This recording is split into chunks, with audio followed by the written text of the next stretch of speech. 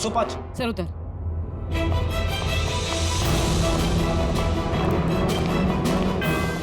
305।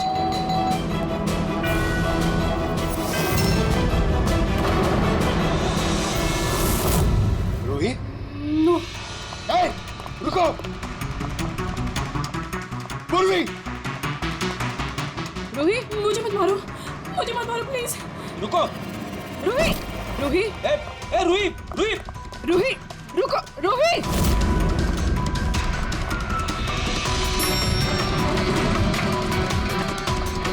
ए रुक जा। रोहित, रुको। ए रुक जा। रोहित, ए! मार दो मुझे, लेकिन तुम लोग भी बच नहीं पाओगे। तुम लोगों का सच सबके सामने आ ही जाएगा। सच?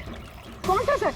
मैं सब जान चुकी हूँ तुम लोगों के बारे में, सब जान चुकी हूँ। क्या बोल रही हो तुम? तुम्हें ऐसा क्यों लगता है कि हम तुम्हें मारेंगे? आओ। कौन सा सच? रोही, हम सीआईडी से। सीआईडी? चलो मान लिया रूही कि तुमने कुछ नहीं किया, लेकिन अगर तुमने कुछ नहीं किया तो वहां से भागी क्यों? मुझे लगा कि ये लोग मुझे मारने आए हैं। इसका मतलब कोई है जो तुम्हें मारना चाहता है? जी, वही लोग जिन्हें हम एक्सपोज करने वाले थे। उनके खिलाफ हमारे पास सारे सबूत थे। कौन लोग और कैसे सबूत? हाँ, बताओ।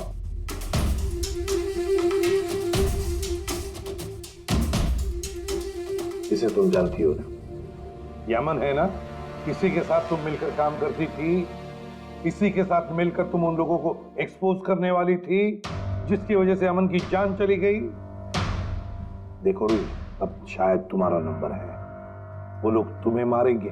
सर मैं मरना नहीं चाहती, मैं मरना नहीं चाहती सर। तो फिर बताओ, बताओ जल्दी, कौन लोग हैं वो? उनका राज छुपाने से वो तुम्हें छोड़ेंगे नहीं। सर,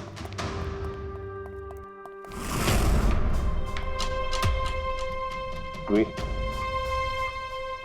ये लो पानी पी लो, पियो। और मैंने जो कहा, ठंडे दिमाग से सोचो, अपने बारे में सोचना जरूर। मैं आता हूं।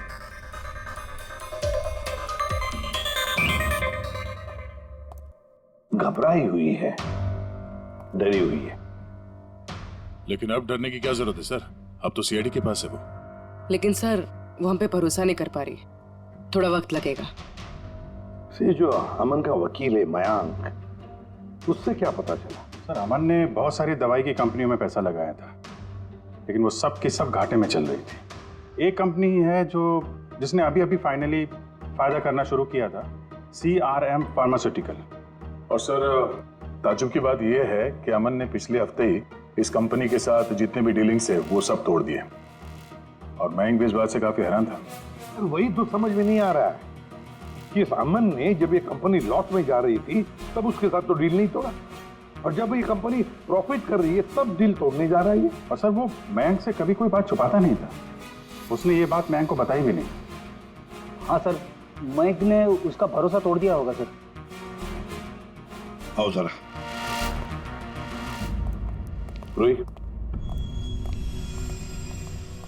CRM फार्मास्यूटिकल्स के साथ जो अमन की डील थी वो तुम्हारी वजह से कैंसिल हो गई है ना? वरना उसके पास ऐसी कोई वजह तो थी नहीं। अब सच सच बता दो कि डील तुमने क्यों तोड़वाई? क्योंकि उसने मेरे भाई का खून किया। भाई का खून? सर, मैं जिस शहर से आई हूँ उस शहर में बहुत पोल्यूशन है। मेरे भाई को पोल्यूशन से बहुत एलर्जी थी, उसे सांस लेने में बहुत तकलीफ होती थी। वो तो सिर्फ दवाइयों पर ही जिंदा था। एक मिनट, और वो दवाइयाँ थी CRM फार्मास्यूटिकल कंपनी की, हैं? जी सर, और सबकी सब नकली थी। मेरे भाई के ऊपर कोई असर ही नहीं कर रही थी, और ये बात हमें बहुत लेट पता चली, और मेरे भाई की जान चली गई। तुम्हें कैसे पता चला कि वो दवाई नकली थी? सर, मैं खुद एक प्राइवेट कंपनी में केमिस्ट हूँ। जब ये दवाइयाँ मेरे भाई पर असर ही नहीं कर रही थी तो मुझे शक हुआ कि क्या बात हो सकती है। तो मैंने इन दवाइयों को खुद से टेस्ट किया और मेरा शक बिल्कुल सही निकला। सारी दवाइयाँ नकली थी। नकली थी मतलब? सर, हर एक दवाई एक खास केमिकल से बनती है और जिस दवाई की मेरे भाई को जरूरत थी वो केमिकल तो उस दवाई में था ही नहीं, जिसकी वजह से वो दवा उस पर असर भी नहीं कर रही थी। और अमन इस कंपनी में एक इन्वेस्टर था। जी सर, इसलिए मैं उससे मिलने भी गई थी, लेकिन वहां जाके पता चला कि इसमें तो उसका हाथ है ही नहीं और उसने मुझसे प्रॉमिस किया कि वो मेरी इसमें मदद करेगा। अरे सर, आप यहाँ कैसे? कोई काम था क्या? हाँ, ये मेरी असिस्टेंट रूही है। हेलो। इसे देखना था कि दवाइयाँ कैसे बनती हैं। देख सकते हैं? कैसी बात कर रहे हैं सर? आपको कैसे मना कर सकते हैं? आइए मैं दिखा देता हूँ आपको। एक काम कीजिए, आप मेरे साथ बॉस के यहाँ चलिए। रूही अपने आप देख लेगी। रूही तुम जाओ। मैं आप आइए। एक मिनट सर, ज्यादा आगे मत जाना, आप यहीं तक देखना। आइए सर, मैं लेकर चलता हूँ। आप आइए। आइए सर।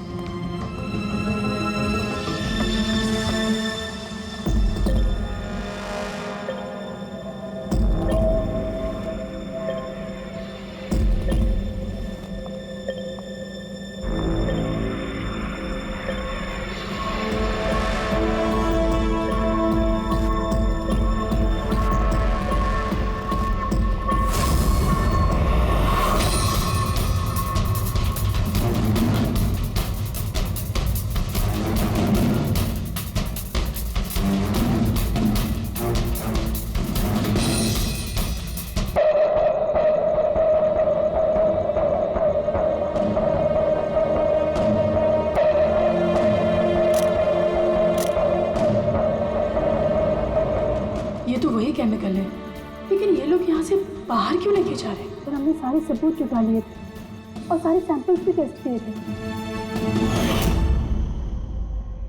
एक बात तो पक्की है कि सामन की मौत और सीआरएम फार्मास्यूटिकल्स का कोई ना कोई संबंध जरूर है।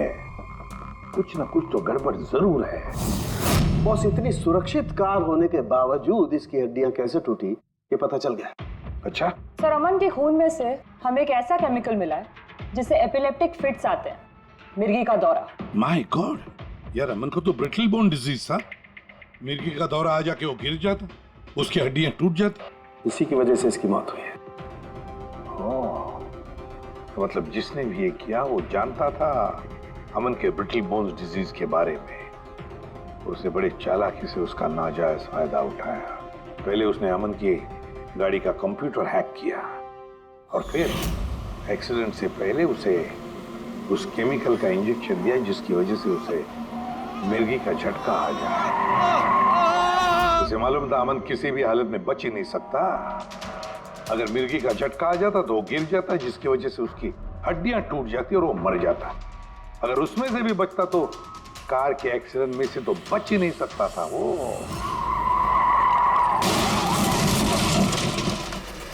कि मिर्गी का दौरा पड़ने वाला जो ड्रग है कितनी देर बाद असर करता है? बस कुछ घंटे तो लगते हैं। मतलब ये ड्रग अमन को एक्सीडेंट से कुछ घंटे पहले ही दिया गया था।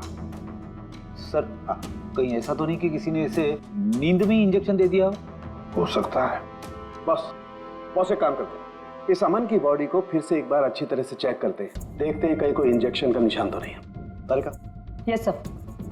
अच्छा साहब, की सीआरएम कंपनी की नकली दवा के बारे में क्या पता चला? बॉस, उन नकली दवाइयों में एम्फेड्रिन नहीं है। ओह, मतलब रूही सही कह रही थी। सर, ये कुछ केमिकल्स की लिस्ट है जो सीआरएम कंपनी ने पिछले महीने मंगाई थी। माय गॉड बॉस, इसमें तो वो केमिकल सबसे ज्यादा मात्रा में जो सीआरएम की दवाई में होना चाहिए था। 500 गैलन। 500 गैलन तो बहुत बड़ी गड़बड़ है, बहुत ही बड़ी गड़बड़ है। पंकज, अभिजीत और दया से कहो कि सीआरएम कंपनी में जाओ और वहां से मुझे फोन करें।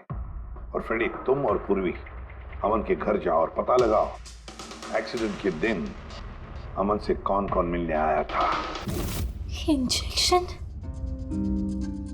सर, अमन तो अमन तो इंजेक्शन से बहुत डरता था। ऐसा हो ही नहीं सकता कि वो खुद को इंजेक्शन लगा ले। अपने आप नहीं लगवाया होगा तो किसी डॉक्टर से लगवाया होगा। नहीं सर, अमन तो इंजेक्शन के नाम से कोसों दूर भागता था और उसकी हेल्थ बिल्कुल ठीक थी। अगर कोई भी प्रॉब्लम होती तो वो कम से कम मुझे बताता।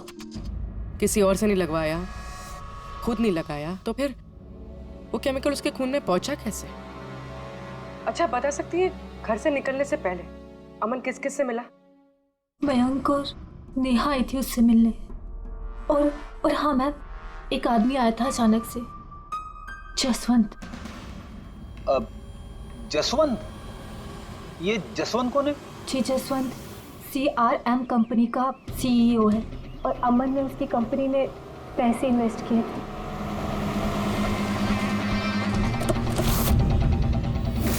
उससे जसवंत, आप अमन के घर गए थे उससे मिलने के लिए उसके एक्सीडेंट के कुछ घंटे पहले?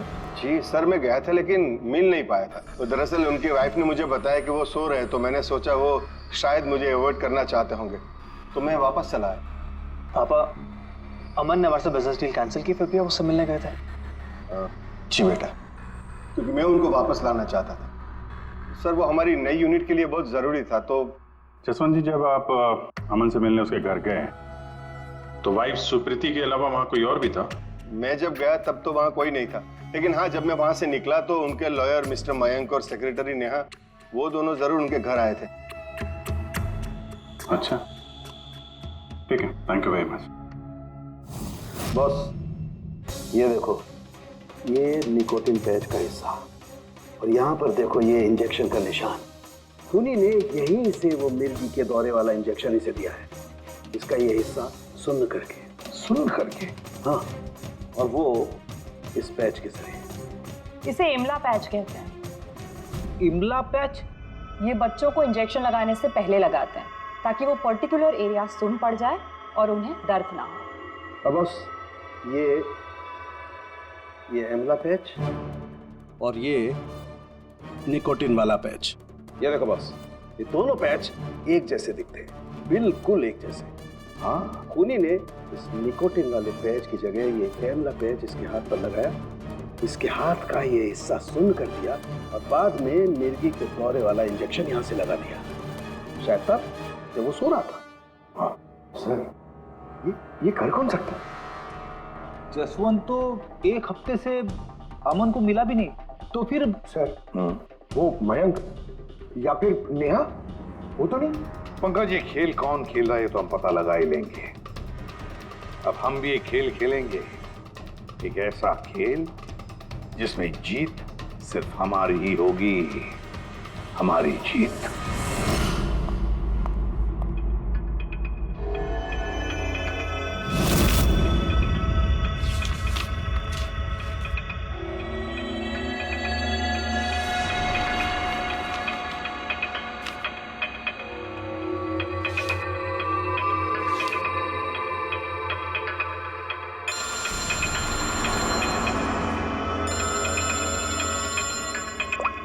हेलो, मेरा कुरियर तो तुम तक पहुंच गया होगा। कौन है तुम? और ये सब मुझे क्यों भेजा है? तुम लोगों ने अमन को तो मार डाला, लेकिन तुम लोग मुझ तक नहीं पहुंच सकते। अगर तुम लोग चाहते हो कि मैं अपना मुंह बंद रखूं, तो मुझे 5 करोड़ रुपए देने होंगे। ये क्या बकवास कर रही हो? मुझे इन सब के बारे में कुछ नहीं पता। वो तो जब ये सबूत पुलिस तक पहुंच जाएंगे तो तुम्हें खुद का खुद पता चल जाएगा कि मैं क्या कह रही हूँ और क्या बोल रही हूँ। देखो देखो देखो, मैं कुछ इंतजाम करता हूँ, मुझे थोड़ा सा टाइम दे दो। ठीक है, तुम्हें 2 दिन का वक्त मिलता है, मैं फिर कॉल करूँगी।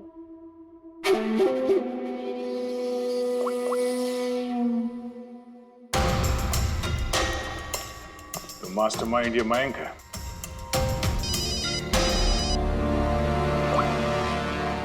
हेलो अभिजीत सर, मैं मयंक बोल रहा हूँ। सर, मुझे एक कोरियर आया और एक लड़की का फ़ोन भी आया और उसने मुझसे 5 करोड़ रुपए मांगे हैं, तो मैंने सोचा ये बात आपको बता दूँ। नहीं, बहुत अच्छा किया तुमने, मैं देखता हूँ। Thanks. Thank you so much.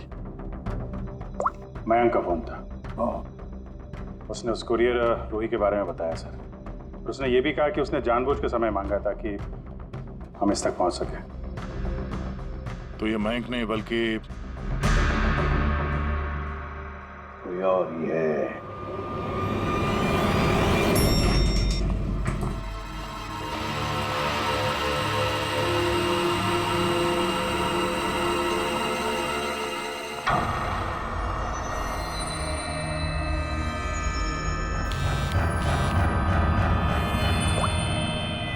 हाँ सर। इसमें यहाँ पर नजर रखी है ना तुमने?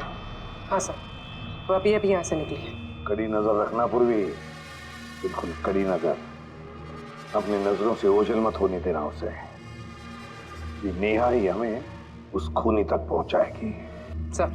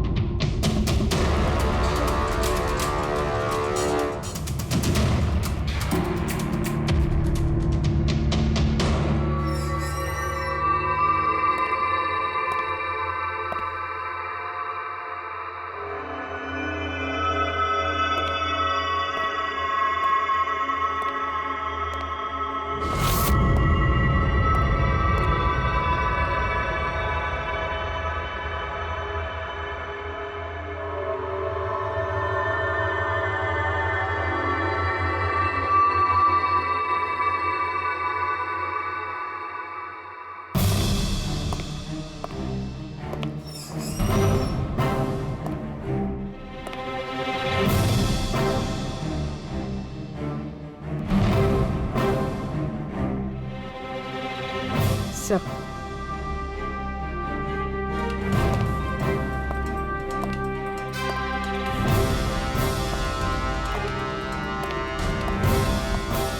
क्या हुआ? इतनी जल्दी में क्यों बुलाया? क्या है ये सब? ये सब क्या है? तुमने तो कहा था कि किसी को कुछ पता नहीं चलेगा। फिर हमारे बारे में ये लड़की सब कुछ कैसे जानती है? डोंट वरी बेबी, मैं सब संभाल लूंगा। मैं हूं ना।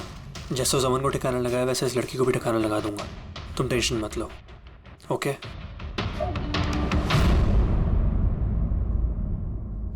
पहले हमसे तो निपट लो। You are under arrest, Mr. Ashwin.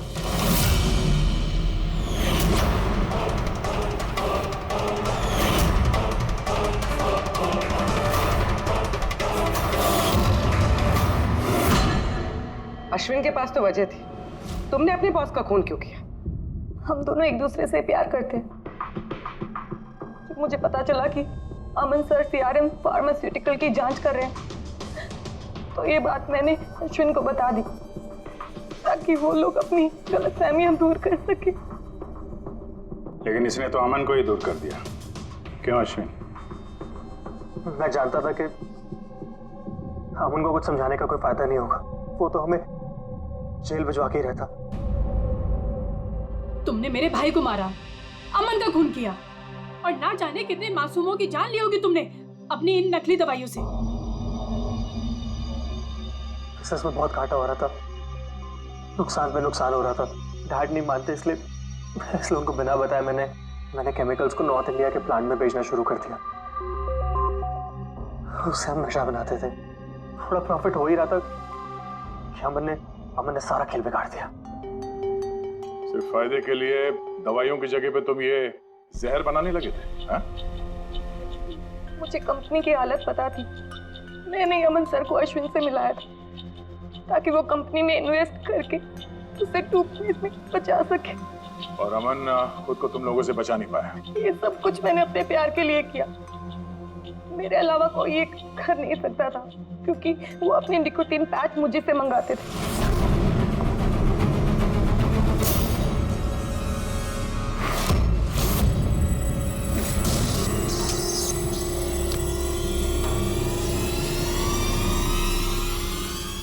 अगले दिन जब हम अमन के घर पर गए। अरे आप ही गए, पर अमन तो सो रहे हैं। अगर कुछ इम्पोर्टेंट काम है तो मैं जगा देती हूँ। नहीं कोई बात नहीं, हम इंतजार करेंगे। ओके, तो मैं अभी आती हूँ।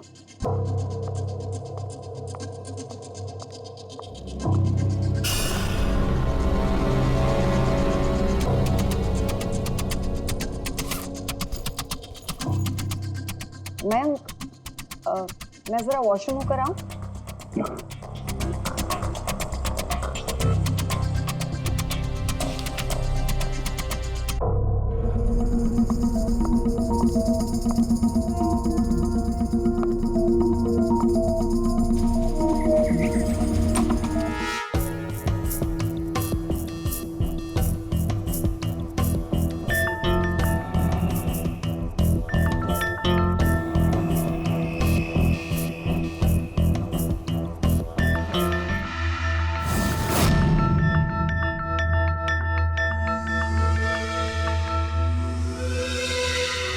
और वो दौरा उसकी कमजोर हड्डियों के लिए जानलेवा बन गया। और तुम चीफ टेक्नोलॉजी ऑफिसर, तुमने रिमोट कंट्रोल से अमन के कार के कंप्यूटर को हैक कर दिया और उसका एक्सीडेंट करवाया। कमाल का दिमाग पाया है तुम लोगों ने, कमाल का दिमाग। काश यही दिमाग किसी अच्छे कामों में इस्तेमाल करते तो देश का भला हो जाता, समाज का भला हो जाता। पर नहीं, तुम्हारे इस टेढ़े दिमाग ने दो मासूम लोगों की जानें ली और पता नहीं कितने सैकड़ों लोगों की मौतें हुई तुम्हारी इस गलत दवाइयों की वजह से। तुम्हें तो कड़ी से कड़ी सजा होगी।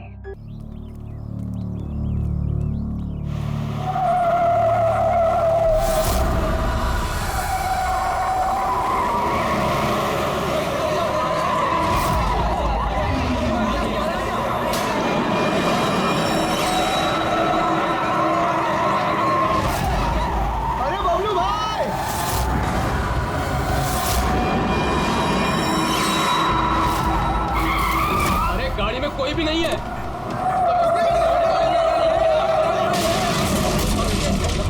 पेड़ से जाके ठोकर दी गाड़ी।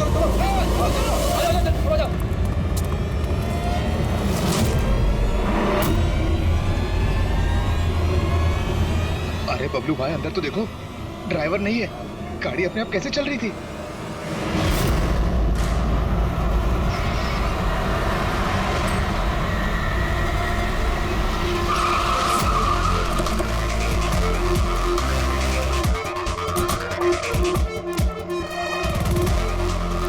सलाम साहब।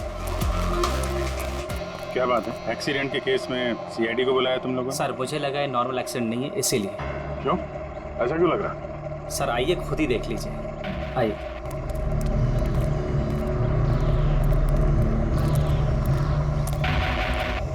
सर दरवाजा खुल नहीं रहा था, बड़ी मुश्किल से हमने खोला इसे।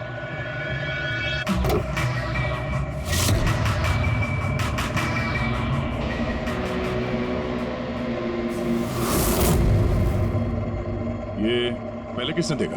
सर इन लोगों ने। मैं देखता हूँ। किसने देखा था पहले? क्या हुआ था? सर ऐसा पहले कभी देखा ही नहीं।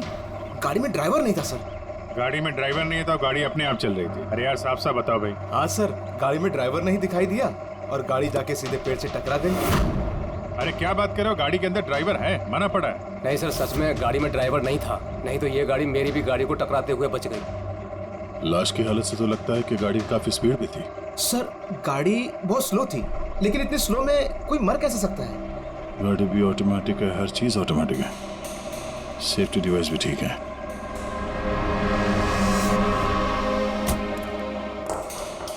ये लोग तो बोल रहे हैं कि इन लोगों ने इसे ड्राइव करते हुए देखा ही नहीं। अच्छा, तो हो सकता है ये ड्राइवर पहले से घायल हो, जिसकी वजह से ये ड्राइविंग सीट से फिसल के स्टीयरिंग के नीचे जो जगह है वहाँ पे सरक गया और उसके बाद ही एक्सीडेंट हुआ। शायद इसीलिए नहीं दिखा होगा। कुछ पता चला कौन है? कुछ आईडी वगैरह? अरे हाँ, इसका नाम अमन है और उसका मोबाइल है पूरी तरह से टूट गया। और एक बात अभिजीत, ये गाड़ी ऑटोमेटिक है, ये देखो इंजन अभी भी ऑन है, ऑफ नहीं हो रहा है। हो सकता है जब ये एक्सीडेंट हुआ हो उसकी वजह से जो इम्पैक्ट हुआ उससे कार का कंप्यूटर क्रैश हुआ। यार ये लोग तो बोल रहे हैं कार बहुत स्लो थी जब टकराई। ऐसा इम्पैक्ट? कहीं कार के साथ कुछ छेड़छाड़ तो नहीं की गई? हो सकता है।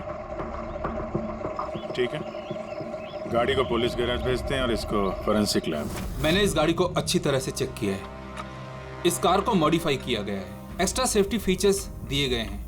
एक्स्ट्रा सेफ्टी फीचर्स जैसे कि? जो आम गाड़ियों में होता है उससे कहीं ज्यादा, जैसे कि एक्स्ट्रा एयर बैग्स, अच्छी क्वालिटी के शॉकअप्स, ज्यादा मजबूत कांच और अच्छी क्वालिटी के ज्यादा मजबूत सीट बेल्ट।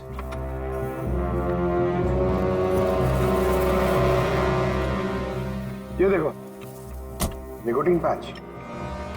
Nicotine patch? ये तो सिगरेट छोड़ने के काम में आता है ना? हम गाड़ी के सिस्टम को कंप्यूटर से लिंक कर सकते हैं? जी हाँ मैडम, एक मिनट।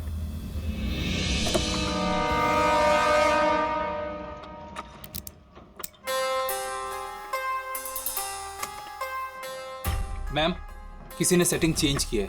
कार के सॉफ्टवेयर को हैक किया गया है। खिड़की के कांच से लेकर ब्रेक तक सब कुछ कोई और कंट्रोल कर रहा था। अगर सब कुछ कोई और कंट्रोल कर रहा था, फिर हादसे के बाद इंजन उसने बंद क्यों नहीं किया? टक्कर की वजह से कार का वायरलेस सिस्टम डैमेज हो गया था, इसलिए कार बंद नहीं हुई। गाड़ी को हैक किया गया? मतलब ये एक्सीडेंट नहीं है, ये तो मर्डर है।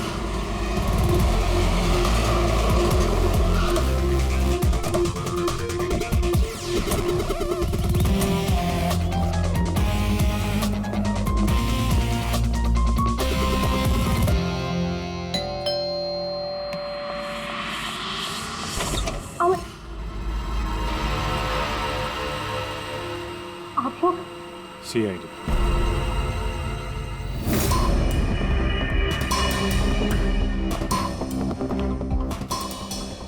इस आदमी पर कोई टैंकर चढ़ गया था क्या? सारी की सारी हड्डियां टूट गई। कोई टैंकर वैंकर नहीं चढ़ा था इसके ऊपर साउंड के। एक छोटा सा एक्सीडेंट हुआ था यार। छोटा सा? और वो भी किसी ने करवाया था। आपके पति अमन का एक्सीडेंट हुआ है और वो नहीं रहे। आपको कैसे पता? अमन को कार नहीं चलानी चाहिए थी। वो कभी कार नहीं चलाता था सर, क्योंकि उसे पता था कि छोटा सा झटका भी उसकी जान ले सकता है। पर आप लोग, मेरा मतलब है कि CID यहाँ पे। जी, क्योंकि हमें लगता है कि उनका खून हुआ है। खून? पर ऐसे कैसे हो सकता है सर? एक्सीडेंट से पहले तो अमन मुझसे फोन पे बात कर रहा था, हम दोनों फोन पे बात कर रहे थे कि अचानक फोन कट हो गया। मैंने बहुत ट्राई किया लेकिन फोन नहीं मिला। मैं समझ गई थी कि कुछ तो ठीक नहीं है। अमन कभी भी खुद गाड़ी ले जाकर इतना बड़ा जोखिम नहीं उठा सकता था। खुद ड्राइव नहीं करते हैं तो ड्राइव कौन करता है? सर, हमारा एक ड्राइवर है। कहाँ वो ड्राइवर कहाँ है अभी? उसकी तबीयत खराब थी, इसलिए वो छुट्टी पर है। कहीं उस ड्राइवर नहीं तो कुछ गड़बड़ नहीं गई गाड़ी में? नहीं सर, हमारा ड्राइवर बहुत ही भरोसेमंद इंसान है, वो ऐसा कभी नहीं कर सकता। पिछले 15 साल से वो हमारे लिए कार चला रहा है। सर, इसके शरीर पर 7 जगह हड्डियों के टुकड़े टुकड़े हो गए, 43 जगह हेयरलाइन फ्रैक्चर्स हैं और 21 जगह माइन्यूट फ्रैक्चर्स हैं। और हैरानी की बात तो ये है कि इसके पहले भी इसके शरीर पर बहुत सारे फ्रैक्चर्स हो चुके थे जो अब हील हो गए। बस इन हड्डियों के टूटने की वजह से इसके शरीर के नाजुक अंग जैसे हार्ट, फेफड़े, ये सब डैमेज हो गए और मौत भी शायद इसी वजह से हुई है। साळुंखे, ये जो निशान है स्क्वेरिश, ये कैसे निशान है? बस ये निकोटीन पैचेस के निशान है। इसके शरीर पे बहुत ज्यादा है। इसे सिगरेट पीने की लत थी और वो इसे छोड़ना चाह रहा था। Nicotine patches? अच्छा।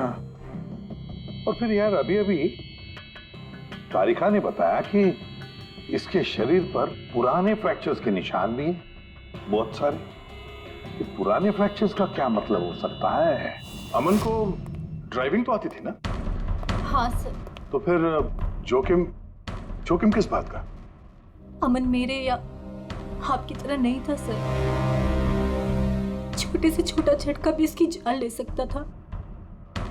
ड्राइविंग की वजह से उसकी जान को खतरा था, इसलिए हमने कार में भी काफी मॉडिफिकेशंस करवाई थी।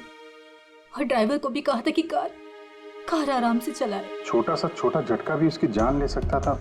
क्या मतलब, क्या कुछ था उसको, कोई प्रॉब्लम थी?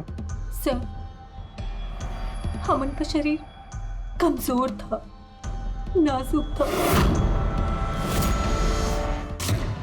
यार तू क्या कर रहा है फार्म के?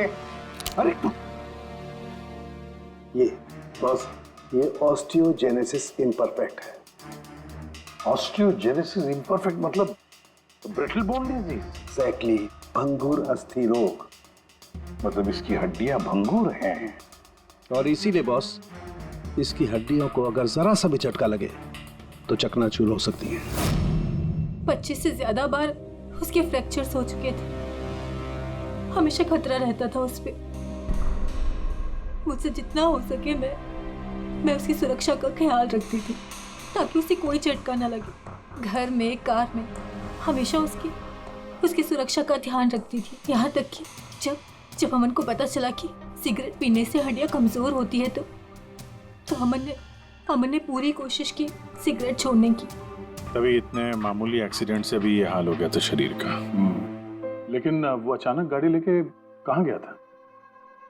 सर मुझे नहीं पता, लेकिन जब वो अकेला गाड़ी लेकर चला गया तो मुझे उसकी बहुत चिंता हुई और मैंने अमन को फोन किया।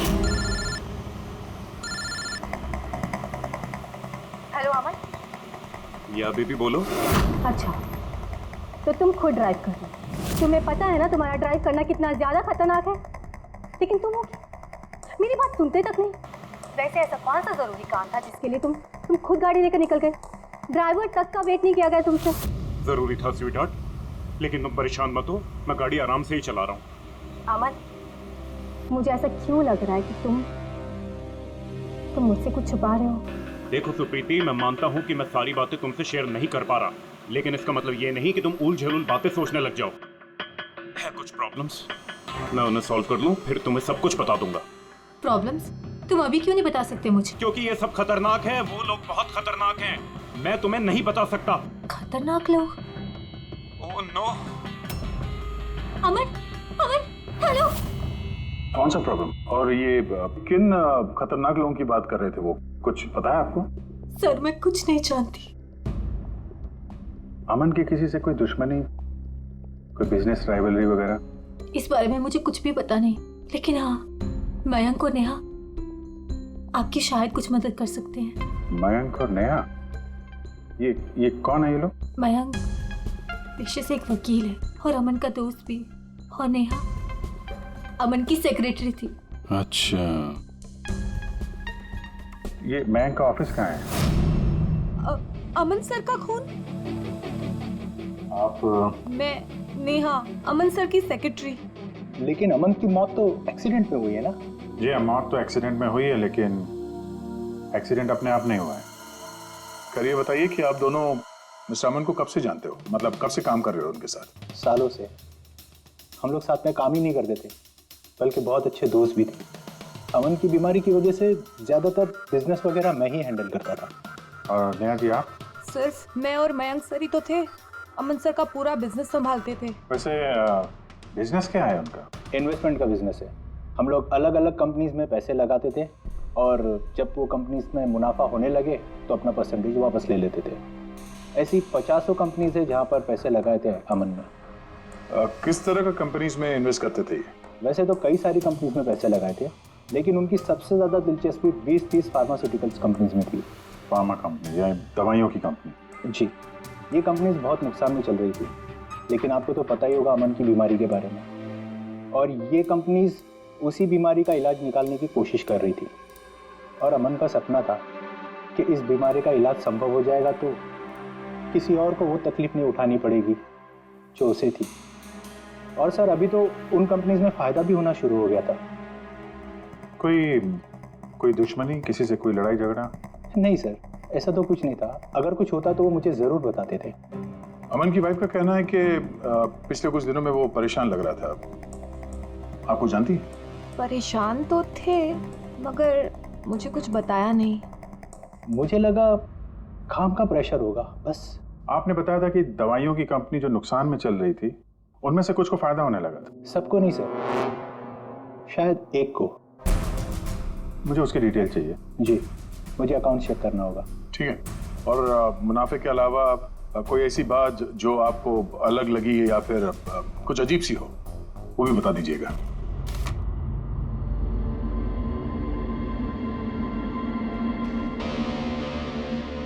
ये जादव है सर, अमन का ड्राइवर। काफी परेशान लग रहा है वो। देखते हैं।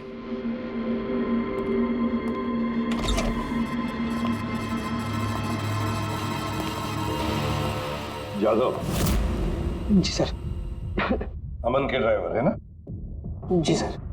क्यों छुट्टी पर क्यों गए थे तुम? साहब बीमार हूँ और अमन सर ने मुझे खुद छुट्टी दिया था। मिस्टर अमन को तुम ही लेके जाते थे ना?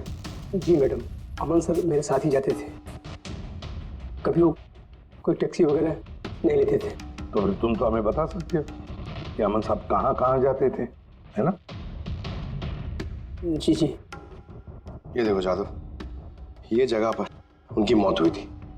अब ये जो रास्ता है ये कहाँ पर जाता है या फिर वो इस रास्ते पर कहाँ जा रहे थे, ये तुम्हें पता है? मुझे नहीं पता है। देखो, हमें पता है कि तुम इसके बारे में जानते हो। तुम्हारी भलाई इसी में है कि सीधे सीधे बता दो। जी मैडम। सुप्रीति मैडम से कुछ कहिएगा मत। वो सड़क के कुछ दूर पे एक मोटेल है, वहां हमेशा वो बार बार जाते थे। मोटेल में बार बार जाते थे? क्यों, इससे मिलने जाते थे? जी साहब, एक मैडम थी।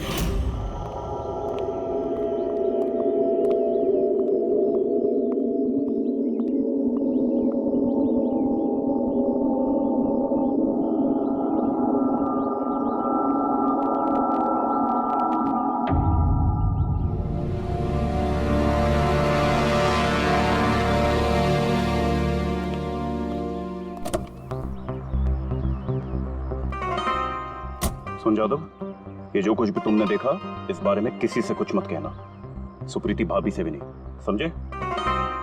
ओके? जी सर। मैडम थी, मतलब अमन का उस औरत के साथ चक्कर चल रहा था। जी, छोटी मुंह बड़ी बात। साहब छुप छुप के उस मैडम से अगर मिलते थे तो इसका मतलब तो यही निकलता है। अमन उस औरत से मिलने जा रहा था जब ये हादसा हुआ। तो हो सकता है वो औरत अब भी वहीं पर हो, उसी मोटल में। चलकर मिलना पड़ेगा इस औरत से।